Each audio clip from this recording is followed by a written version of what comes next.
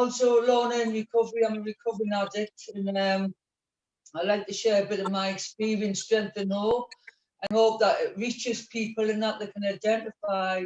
And by the end of my story, I hope that you are all coming and get involved and get what I have right now and what I feel right now. But it wasn't always like that. I started using drugs at 9 years old. I'll go on about a little bit about my past. I was in and out of children's homes 6 weeks as a battered baby, taken back to the children's, and from the age of 3 year old, mentally, physically, and emotionally, I was damaged. And then I was taken to a children's home, another children's home, and from there they took parental rights, or whatever happened, and I never saw the family again. I was always a needy kid, and I understand why I was a needy kid. I wanted to be loved, wanted and needed, and I wasn't getting that anywhere.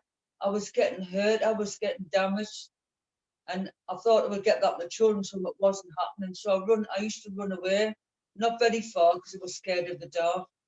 And when I was 9, I run away, and I met, it was 2 older men and a woman, and they brought me some sweets.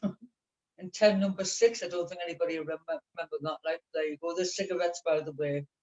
And I went up with these people, they were giving me the attention that I prayed for. I remember holding their hands and skipping down the road. And that's where I used my first substance. I remember waking up, I don't know what I used. I remember waking up, I've been raped. But whatever that substance was, did the thing that I was wanting to do.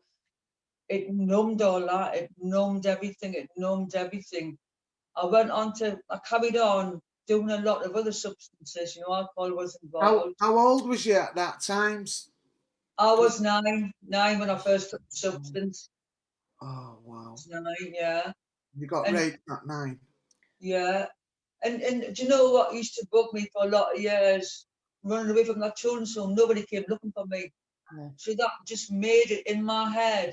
I'm not wanted, I'm not needed, I'm not anybody. I was told that all the way from being a child, whatever the father and the mother was doing to me and the brothers. I was told all that, And I was tied up as a child. Gagged, tied up, And when he wanted to do his business, I was untied. So I remember 3-year-old having my fist ready. I knew when it was going to happen to me. I knew by the smell of it. I don't know if he was an addict. I knew by the smell. But as a 3-year-old, I always blame myself for what happened because when I was a little bit older, I was in and out of children's homes, and because in them days, they just called you a problem child, and they were doing what they were doing. They were abusing you, but they weren't whipping me. They weren't hanging me up. They weren't beating me. And so that's how life was. That's how life was. And when I took that first substance, it probably hit something in me. Did I think it was wrong for them to abuse me?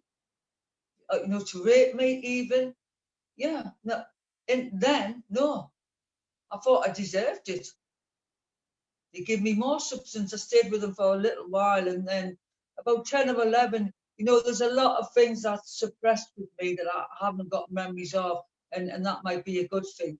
I started, children's home didn't come back for me, so I started learning to run my own life. I remember being 10, 11, in Cardboard City in London. That's what we called it, London. I got over there, and I had this thing like I was a woman. I was strong like a woman. I wasn't. And I could find a group of people. Everybody I found who were nice to me. Oh, this is where I fit in. This is where I fit in. And then damage would happen. And then that would feed my head and go, I'm bad. I'm putting out something that's making them do these things to me. They were right. The children's home, they're all right. I'm not worth nothing, And so I stayed in that story, of the abuse, and throughout the years, it kept me trapped in my addiction for 53 years. I lived in Cardboard City, went many, many hostels, lived on the streets for a lot of years. I fitted in there. you know. And then I remember I was 49 year old, 49 year old. I did a lot of people a lot of harm. A lot of people I stole. I was in private schools, many prisons, things I had no morals, no values. I didn't know who I was, where I belonged. I thought selling myself, you know, was making money. It made me feel dirty.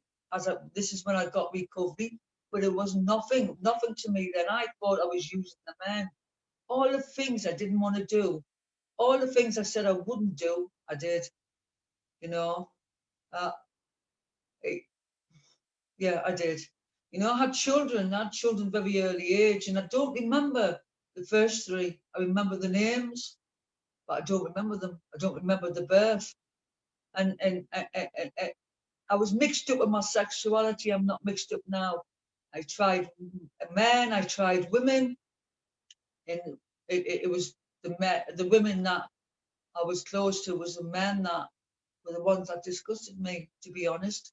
Um, and you know, so selling myself, being a lesbian, and I will say that, you know, it was just disgusting. I was very mixed up, but always had a lot of anger. I remember 3 year olds holding my fist, waiting for when I grew up, what I was going to do to them, what I was going to do to them. And my life was just a pattern of going into a hostel. They all wanting to help me, not me telling them I don't need help. I don't know what you're talking about. Thought they were all problems. I turned out this vicious, angry woman, angry against the world because I didn't know who the world was. The world was just there to hurt me. That's how I seen it from being a child. You know, the world. So I was always ready with my fist. I wasn't even a fighter. I was great at manipulating a gang of people that would do the fighting for me and take me taking all the glory, and they'll be on my side. I learned many traits from prison, many traits on the streets, and I carried them with me all the way through. And you know, it was horrible. It was horrible. I knew I knew there was a problem, but I didn't know how to stop it. I didn't know how to stop it. You know, I used to go to services. I was obnoxious with them. Just give us me script. You know, I, I, I was in with all the men. You know, because it was easy to manipulate men. It was easy to get what I wanted because of what I had. You know, on me. You know, this kind of thing. And excuse me. And that's how life lived on the street, in the hostel, kicked out of another hostel, back on the street for years and years and years. That's how I lived. You know what? And I thought, this is it. Anyway, this is it. But inside, I would die. I knew there was something wrong. And if I'm honest now, I didn't want to live. I didn't want to live. If I'm honest there, I didn't want to live. But you know, God had different plans for me. I thank God for that now. Yeah, I remember 49 year old, just before rock bottom. It was 2000, I think it was 2006. And I've been doing this for a lot of years, but this is one particular time I can remember. I had some people come to my house from the street, and I was letting them because I knew they had. And then when they were messing them out, I was kicking them all out. But I let this girl stay because I knew she had still had something. But when she was talking, you know, there was something was happening to us. I remember dotting my head, banging my head up all the walls. And I had a drug worker who knew a social worker, and she happened to ring at that right time. And when I can't do this, I'm mental, there's something wrong with me, I can't do, I want to die. And I remember them coming to get me. I remember, I'll go on to later on when I start recover, and I went to this hospital. And in this hospital, I was really poorly, and they changed my name, and I now understand it was so outside influences couldn't come in. And they talked about a detox and a rehab. They were detoxing me in hospital and a rehab. I've never heard of a rehab. It didn't come from where I was brought up. And I said, yeah, yeah. You know, I hadn't plans to go because I still had drugs at home. So, you know, I was bluffing them as I always did. Bluffed them, con them, tell them what they wanted to hear. And they put me onto this treatment centre. The social worker coming. I hated social workers. I blamed them for everything. But this social worker, I thanked her later. She come and she sat with me. She went, I want you to talk to this treatment centre in St Anne's. Never heard it, St Anne's. And I remember talking to somebody and they were going, you've had a hard life. And I remember going, I know. I was so in that self-pity thing because I lived in that story. We can help you. We'll wrap you up in cotton wool. That's all I heard. Wrap you up in cotton wool. And I said, where is it? It said, it's on the beach. I said to my social worker, go and get me bathing costumes. I thought I was going to go swimming. I was going to live the glory. That treatment centre saved my life. That treatment centre was hard, saved my life. It introduced me to NA, and I went there and I started to recover. I never knew who I was. It took me a lot. It took them a year and 5 days. I was in treatment for a year and 5 days because I couldn't break that denial and that delusions. My truth is my truth. What I perceived is what I perceived. They used to tell you, your wrongs that I'd left, that hurt me. You've done this to your kids. No, never. I used to, But then when they started breaking me, remember this wave, the feelings coming up, and it was tears. I've never cried for years. I learned not to cry because there was consequences to my crying. And I remember going like this, used to pull my hand away and I used to get angry. And then one day these tears just come. And I went to NA and I heard this story from a woman and I thought it was a setup. And then I ended up working in that treatment centre. Oh, I was so proud, because I knew what I was talking about when I was trying to save the client. I knew it, and I got a phone call. I had never had any. My children got taken off me, thank God, because they would have been right in my manageability, right in my mess. I wouldn't have cared because I didn't care myself. I love my children, even in addiction. 2 more minutes, Lorna. I could not care for them. I could not. From my oldest son, Aaron, I remembered him, and he was an addict. I found him right down in Penzance.